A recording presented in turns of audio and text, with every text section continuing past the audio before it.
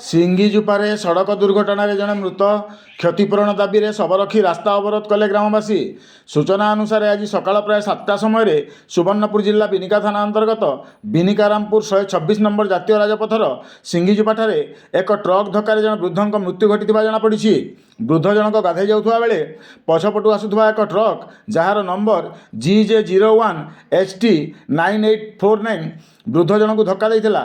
ଫଳରେ ଘଟଣାସ୍ଥଳରେ ବୃଦ୍ଧଙ୍କ ମୃତ୍ୟୁ ଘଟିଥିଲା।